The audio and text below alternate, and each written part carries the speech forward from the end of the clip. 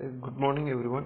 നമ്മളിന്ന് ഡിസ്കസ് ചെയ്യാൻ പോകുന്നത് ഇൻവെസ്റ്റ്മെൻറ്റ് മാനേജ്മെൻറ്റിലെ ബാക്കി കാര്യങ്ങളാണ്. നമ്മൾ കഴിഞ്ഞ ക്ലാസ് വരെ എടുത്തിട്ടുള്ളത് എന്താണ് ബോണ്ട്, എന്തൊക്കെയാണ് ടൈപ്സ് ഓഫ് ബോണ്ട്സ് ഉള്ളത്, അതൊക്കെയാണ് നമ്മൾ കഴിഞ്ഞ ക്ലാസ് വരെ ഡിസ്കസ് ചെയ്തിട്ടുള്ളത്.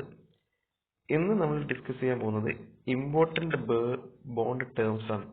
ബോണ്ടുമായി ബന്ധപ്പെട്ടിട്ടുള്ള ചില ഇമ്പോർട്ടൻ്റ് ടേംസിനെ കുറിച്ചിട്ടാണ് നമ്മൾ ഈ വീഡിയോയിൽ ഡിസ്കസ് ചെയ്യാൻ വേണ്ടി പോകുന്നത്. അതുപോലെ തന്നെ ബോണ്ടുമായി ബന്ധപ്പെട്ടിട്ടുള്ള ചില കാൽക്കുലേഷൻസ് ഉണ്ട്, അതും നമ്മൾ ഈ വീഡിയോയിൽ ഡിസ്കസ് ചെയ്യും. നമ്മൾ മെയിനായിട്ട് നോക്കുന്നത് എന്താണ് പാർ വാല്യൂ, എന്താണ് ഫേസ് വാല്യൂ, എന്താണ് മെച്യൂരിറ്റി വാല്യൂ, പിന്നെ മെച്യൂരിറ്റി ഡേറ്റ് എന്താണ്, മെച്യൂരിറ്റി പീരീഡ് എന്താണ്, പിന്നെ കൂപ്പൺ ഇൻട്രസ്റ്റ് പേയ്മെന്റ് എന്താണ്, കൂപ്പൺ റേറ്റ് എന്താണ്, ബോണ്ട് ഈൽഡ് എന്താണ്, ബോണ്ട് ഈൽഡിൽ തന്നെ ഈൽഡ് മെച്യൂരിറ്റി ഈൽഡ് കോൾ എന്നൊക്കെ പറഞ്ഞിട്ട് അത് നമ്മൾ ഡീറ്റെയിൽ ആയിട്ട് പഠിക്കും. പിന്നെ ബോണ്ട് റേറ്റിംഗ്സ് എന്താണ്, ഇതൊക്കെയാണ് നമ്മൾ ഡിസ്കസ് ചെയ്യാൻ വേണ്ടി പോകുന്നത്. First one, par or face or maturity value. Par value, face value or maturity value.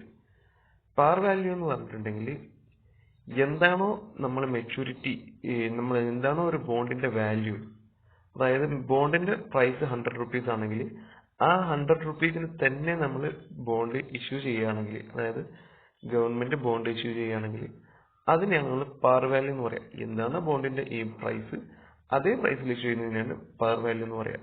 നമ്മൾ ഡിസ്കൗണ്ടും പ്രീമിയം എന്നൊക്കെ പറഞ്ഞിട്ട് നമ്മൾ പിന്നെ വേറെ ടേംസ് ഒക്കെ പഠിക്കുന്നുണ്ട്. ഓക്കെ. പിന്നെ ഫേസ് വാല്യൂ. ഫേസ് വാല്യൂ എന്താന്ന് പറഞ്ഞാൽ ഓരോ കാര്യത്തിനും, ഓരോ ബോണ്ടിനും അല്ലെങ്കിൽ ഓരോ ഡിബഞ്ചറിനും ഓരോരോ ഫേസ് വാല്യൂ ഉണ്ടാവും. ഫേസ് വാല്യൂ ഉണ്ടാവും, മാർക്കറ്റ് വാല്യൂ ഉണ്ടാവും. ഫേസ് വാല്യൂ എന്ന് പറഞ്ഞാൽ മതിപ്പ് വിലയാണ് ശരിക്കും ഫേസ് വാല്യൂ കൊണ്ട് ഉദ്ദേശിക്കുന്നത്. ഓക്കെ. പിന്നെ മെച്യൂരിറ്റി വാല്യൂ. മെച്യൂരിറ്റി വാല്യൂ എന്ന് പറഞ്ഞാൽ അറ്റ് എൻഡ് നമ്മുടെ ബോണ്ടിന് എത്ര എമൗണ്ട് ഉണ്ടോ അതിനെയാണ് നമ്മൾ മെച്യൂരിറ്റി വാല്യൂ എന്ന് പറയുക. ഇപ്പൊ 5 years ആണെങ്കിൽ 5 yearsന് ശേഷം ബോണ്ടിന്റെ വാല്യൂ എത്ര, അതിനെയാണ് നമ്മൾ മെച്യൂരിറ്റി വാല്യൂ കൊണ്ട് ഡിനോട്ട് ചെയ്യുക. ഓക്കെ. ഇനി അടുത്തതാണ് maturity date or maturity period. Maturity date എന്ന് പറഞ്ഞാൽ അറ്റ് എൻഡിൽ നമുക്ക് എപ്പോഴാണോ നമ്മുടെ ബോണ്ടിന്റെ പ്രൈസ് തിരിച്ചു കിട്ടുന്നത്, ഇൻവെസ്റ്റേഴ്സ്ക്ക് ബോണ്ടിന്റെ പ്രൈസ് തിരിച്ചു കിട്ടുന്നത്, ആ ഡേറ്റിനെയാണ് നമ്മൾ മെച്യൂരിറ്റി ഡേറ്റ് അല്ലെങ്കിൽ മെച്യൂരിറ്റി പീരീഡ് എന്ന് പറയാം. ഇപ്പൊ 5 years, 6 years, ഓക്കെ, അതാണ്. പിന്നെ coupon interest payment. Coupon interest പേയ്മെന്റും കൂപ്പൺ റേറ്റും രണ്ട് ടേമാണ്. ആദ്യം കൂപ്പൺ റേറ്റ് എന്താന്ന് പറയാം. കൂപ്പൺ റേറ്റ് എന്ന് പറഞ്ഞാൽ ഇൻട്രസ്റ്റ് റേറ്റ് ആണ്. നമുക്ക് നമ്മുടെ ബോണ്ടിന്റെ മേലെ എത്ര ഇൻട്രസ്റ്റ് കിട്ടുന്നുണ്ടോ ആ ഇൻട്രസ്റ്റ് റേറ്റിനെയാണ് കൂപ്പൺ റേറ്റ് എന്ന് പറയാം. ഇൻട്രസ്റ്റ് റേറ്റ് ആണ്. കൂപ്പൺ ഇൻട്രസ്റ്റ് പേയ്മെന്റ് എന്ന് പറഞ്ഞാൽ ആ ഇൻട്രസ്റ്റ് റേറ്റ് പ്രകാരം നമുക്ക് എത്ര എമൗണ്ട് കിട്ടുന്നുണ്ടോ ആ എമൗണ്ടിനെയാണ് നമ്മൾ എന്താ പറയാ, കൂപ്പൺ ഇൻട്രസ്റ്റ് പേയ്മെന്റ് എന്ന് പറയാം. ഓക്കെ. ഇപ്പൊ രണ്ടും രണ്ട് ടേമാണ്, ഓർത്ത് വെക്കുക. പിന്നെ ബോണ്ട് ഈൽഡ്, ബോണ്ട് റേറ്റിംഗ്, അതൊക്കെ നമ്മൾ അടുത്ത ക്ലാസ്സുകളിൽ ഇങ്ങനെ ഡിസ്കസ് ചെയ്ത് പോകും. ഓക്കെ. അപ്പൊ നമ്മൾ ഫീച്ചേഴ്സ് ഒന്നുകൂടെ നോക്കാം. ബോണ്ടിന്റെ ഫീച്ചേഴ്സ് ആണ് ഞാനിപ്പോൾ പറഞ്ഞ ഈ ടേംസ് ഒക്കെ. ബോണ്ടിന്റെ ഫീച്ചേഴ്സ് വെച്ച് ഇക്കാര്യങ്ങളൊക്കെ നിങ്ങൾ എഴുതുക, ആലോചിച്ചിട്ട് ഈസിയായിട്ട് എഴുതാൻ പറ്റുന്ന കാര്യങ്ങളാണ്. പണ്ട് മുതലേ പഠിച്ചിട്ടുള്ള കുറെ കാര്യങ്ങൾ ഇതിലുണ്ട്. The most important features of bond are, ഒന്ന് nominal principal or face value നമ്മൾ പഠിച്ചിട്ടുണ്ട്. പിന്നെ ഇഷ്യൂ പ്രൈസ് എന്താണ്. ഇഷ്യൂ പ്രൈസ് എന്ന് പറഞ്ഞാൽ ബോണ്ട് ഏത് പ്രൈസിനാണോ ഇഷ്യൂ ചെയ്യുന്നത് അതിനെയാണ് നമ്മൾ ഇഷ്യൂ പ്രൈസ് എന്ന് പറയാം. ചിലപ്പം പ്രീമിയത്തിലായിരിക്കാം, ചിലപ്പം പാറിലായിരിക്കാം, ചിലപ്പോൾ ഡിസ്കൗണ്ടിലായിരിക്കാം. ഓക്കെ, എങ്ങനെ വേണമെങ്കിലും ആവാം. പിന്നെ മെച്യൂരിറ്റി ഡേറ്റ് എന്താണ്, കൂപ്പൺ എന്താണ്, കൂപ്പൺ ഡേറ്റ് എന്താണ്. ഓക്കെ, അതൊക്കെ നമ്മൾ പറഞ്ഞു. ഇനി നമ്മൾ ബോണ്ട് ഈൽഡിലേക്ക് കടക്കാൻ പോവാണ്. ബോണ്ട് ഈൽഡിന് പ്രധാനമായിട്ട് 4 കാര്യങ്ങളാണ് നമ്മൾ പഠിക്കാൻ പോകുന്നത്. ഒന്ന് കറണ്ട് ഈൽഡ്, രണ്ടാമത് ഈൽഡ് ടു മെച്യൂരി, അതായത് YTM, yield to call YTC, yield to put YTP. ഈ 4 കാര്യങ്ങളാണ് നമ്മൾ ഈ ബോണ്ട് ഈൽഡിന്റെ കേസിൽ പഠിക്കാൻ പോകുന്നത്. ഓക്കെ. അപ്പൊ നമ്മൾ ബോണ്ട് ഈൽഡ് പഠിക്കുന്നതിന് മുന്നേ എന്താണ് ഈൽഡ് എന്നുള്ളത് നമ്മൾ മനസ്സിലാക്കണം. ഓക്കെ. അപ്പൊ ഈൽഡ് എന്താ നോക്കാം. Yield means interest or return. Yield എന്ന് പറഞ്ഞിട്ടുണ്ടെങ്കിൽ ഇൻട്രസ്റ്റ് റേറ്റ് ആണ്, അല്ലെങ്കിൽ റിട്ടേൺ ആണ്. ഓക്കെ. ബോണ്ടിന്റെ മേലെ കിട്ടുന്ന റിട്ടേൺ ആണ് ഈൽഡ് എന്ന് പറഞ്ഞാൽ. Okay. Bond yield is the an investor realises on bond. Bond yield എന്ന് പറഞ്ഞാൽ ഒരു ഇൻവെസ്റ്റർ ബോണ്ടിന്റെ മേലെ റിയലൈസ് ചെയ്യുന്ന എമൗണ്ടിനെയാണ് നമ്മൾ ബോണ്ട് ഈൽഡ് എന്ന് പറയാം. Return should not be calculated on rupee terms. Bond ഈൽഡിൽ നമ്മൾ കാൽക്കുലേറ്റ് ചെയ്യുന്ന റിട്ടേൺ ഒരിക്കലും നമ്മൾ റിപ്പീറ്റ് ടേമിലല്ല നമ്മൾ എന്താക്കുക ഡിനോട്ട് ചെയ്യുക. It should be calculated on percentage ഫോമിലാണ് നമ്മൾ എന്താക്കുക അത് കാൽക്കുലേറ്റ് ചെയ്യുക. പിന്നെ coupon rate and yield are not same. Coupon റേറ്റും yieldും സെയിം അല്ല. ഓക്കെ, അതാണ് ഞാൻ നേരത്തെ പറഞ്ഞത്. കൂപ്പൺ റേറ്റ് എന്ന് പറഞ്ഞാൽ നോർമലി മാർക്കറ്റിൽ നമുക്ക് കിട്ടുന്ന റേറ്റ്, അല്ലെങ്കിൽ നോർമലി നമ്മൾ ബോണ്ട് വാങ്ങുന്ന സമയത്ത് പറയുന്ന ഇൻട്രസ്റ്റ് റേറ്റ് ആണ് എന്ത് കൂപ്പൺ റേറ്റ് എന്ന് പറഞ്ഞാൽ. പക്ഷെ yield എന്ന് പറഞ്ഞാൽ യഥാർത്ഥത്തിൽ നമ്മളിപ്പോ കൂപ്പൺ റേറ്റ് ഇപ്പൊ 12% എന്ന് പറഞ്ഞാൽ yield എന്ന് പറഞ്ഞിട്ടുണ്ടെങ്കിൽ നിലവിൽ പ്രസന്റ് സിറ്റുവേഷനിൽ ആ ബോണ്ടിന്റെ ഇൻട്രസ്റ്റ് റേറ്റ് എത്ര കിട്ടണം, അതായത് മാർക്കറ്റിൽ ഇപ്പൊ നമുക്കിപ്പോ 12% ബോണ്ട് നമ്മൾ വാങ്ങിച്ചിട്ടുണ്ടെങ്കിൽ ചിലപ്പോൾ മാർക്കറ്റിൽ അതേപോലത്തെ ഒരു ബോണ്ട് ചിലപ്പോൾ 13% കിട്ടുന്നുണ്ടാവും. മാർക്കറ്റ് വാല്യൂയിൽ അങ്ങനെ ചെറിയൊരു ഫ്ലക്ച്വേഷൻസ് ഉണ്ടാവും. അപ്പൊ പ്രസന്റ്ലി എത്രയാണ് അതിന്റെ റിട്ടേൺ ആയിട്ട് കിട്ടേണ്ടത്, അതിനെയാണ് നമ്മൾ yield എന്നൊക്കെ പറയാം. ഓക്കെ, അപ്പോൾ coupon rate simply determine the amount of periodic coupon payment. It never changes during the life of the bond.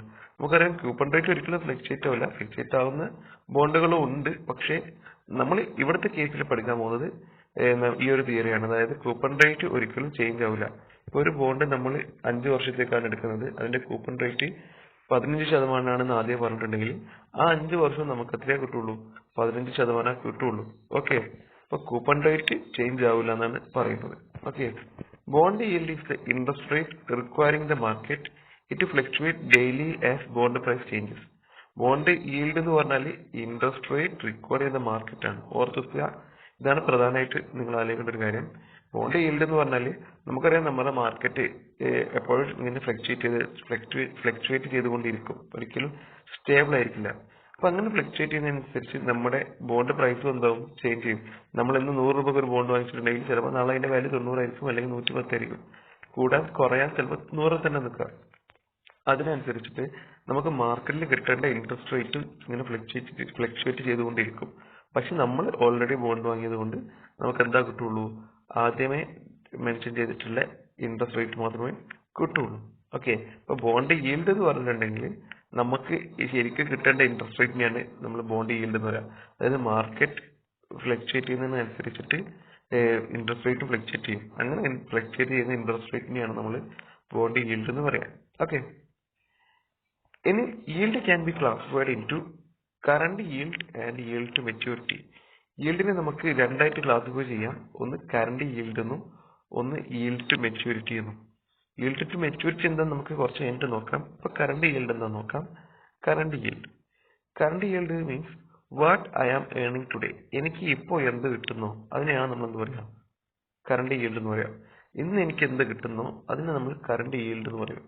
Okay, it can be calculated as current yield is equal to C divided by MP into 100. C എന്ന് പറഞ്ഞാൽ coupon rate ആണ്, MP എന്ന് പറഞ്ഞാൽ market price ആണ്. Okay, ഓർത്തുക, C എന്ന് പറഞ്ഞാൽ coupon ആണ്, coupon rate അല്ല, സോറി, കൂപ്പൺ ആണ്. അതായത് നമ്മളിപ്പോ 12% ഇൻട്രസ്റ്റ് എന്ന് പറഞ്ഞിട്ടുണ്ടെങ്കിൽ 12 അല്ല എടുക്കുക, അതിന്റെ എമൗണ്ട് എത്രയാണോ ആ എമൗണ്ട് ആണ് നമ്മൾ ഇവിടെ എടുക്കുക. അത് നമ്മൾ എക്സാമ്പിൾ ചെയ്യുമ്പോൾ മനസ്സിലാവും. ഓക്കെ, എക്സാമ്പിൾ എടുക്കാം. Face value of 8% bond is rupees 1000 as currently trading at 900. Face value 1000 ഉള്ള 8% ഇൻട്രസ്റ്റ് കിട്ടുന്ന ഒരു ബോണ്ട് ഇപ്പൊ നമ്മൾ ഇപ്പൊ അതിന്റെ മാർക്കറ്റ് വാല്യൂ എത്ര ഉള്ളൂ, 900 ഉള്ളൂ. നമ്മളോട് കറന്റ് yield ആണ് കാണാൻ പറയുന്നത്. നമുക്കറിയാം കറന്റ് yieldന്റെ ഇക്വേഷൻ അറിയാം. Current yield is equal to C divided by MP into 100. Okay, C എത്രയാന്ന് നോക്കാം. ഇവിടെ 8% ആണ് ഇൻട്രസ്റ്റ് റേറ്റ് പറയുന്നത്, കൂപ്പൺ റേറ്റ് പറയുന്നത്. പക്ഷെ നമുക്ക് കൂപ്പൺ ആണ് വേണ്ടത്, അതായത് എത്രയാണോ ഇൻട്രസ്റ്റ് ആ എമൗണ്ട് ആണ് വേണ്ടത്. അപ്പൊ നമ്മളിത് കാണണം ആദ്യം. അതെങ്ങനെ കാണും, നമ്മൾ ബോണ്ട് വാങ്ങുന്ന സമയത്ത് അതിന്റെ ഫേസ് വാല്യൂ എത്രയായിരുന്നു, 1000 ആയിരുന്നു.